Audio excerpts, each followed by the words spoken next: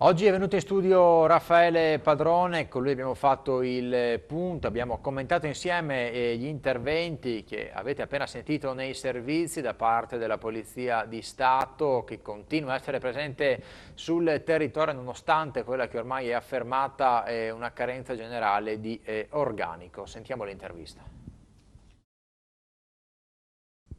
Raffaele Padrone, FSP Polizia, dai fatti di cronaca si apprende insomma che nonostante quella che ormai è affermata una carenza di organico da parte della Polizia di Stato, proseguono le attività di controllo del territorio, gli arresti di coloro che ovviamente mettono in atto condotte illegali, insomma traguardi comunque importanti per il corpo.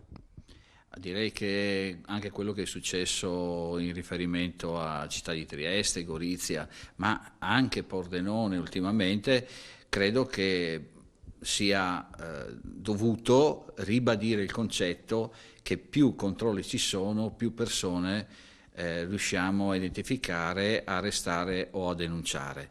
E questo va sempre al discorso mio, che quello che della mancanza del personale. Se noi cominciamo a far girare più autovetture significa avere più personale. Se facciamo girare più personale sicuramente i risultati si vede e si ottengono.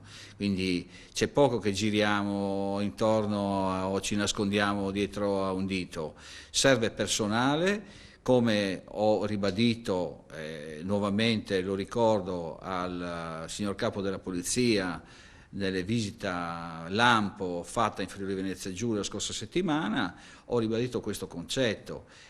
Non possiamo, anzi, i questori non possono esimersi da non utilizzare o non far fare un servizio H24 di pattugliamento, a un servizio di volante. Nulla può sostituirlo, ma è anche vero che ci sono tanti altri servizi correlati in esterno, guarda i servizi fatti da personale in borghese, squadra mobile, Digos, che devono essere effettuati giornalmente e con questo personale rosicato diventa sempre più difficile, per non parlare poi delle specialità, Polfer, Polizia Ferroviaria, che sono costretti a chiudere alle 20, stazioni di carabinieri che sono costretti a chiudere alle 20, polizia stradale che rosica personale per poter garantire un servizio di pattugliamento almeno sulle grandi arterie, ma questo è quello che sarà. Questo è un futuro che vedo veramente nero, soprattutto, parlo per la mia città, ma parlo per il Friuli Venezia Giulia, sarà una situazione molto molto grave. Ecco, poi insomma stanno girando anche sul web diversi video di atti RIS e atti violenti, insomma soprattutto nelle periferie delle grandi città, non è da escludersi chiaramente che possano verificarsi anche qui nelle nostre zone. No, non è escluso che si possano verificare questi episodi. Certo, nel filmato che vedete, insomma, appare chiaro una cosa. Qualcuno può fare il perbenismo e dire ma hanno esagerato. Io dico una cosa, la gente è esausta, la gente ha le scatole piene di questa situazione e purtroppo non dovrebbe essere così, perché la persona che commette un reato, stiamo parlando di una persona che aveva rapinato strappando la collanina a un'anziana donna di 90 anni.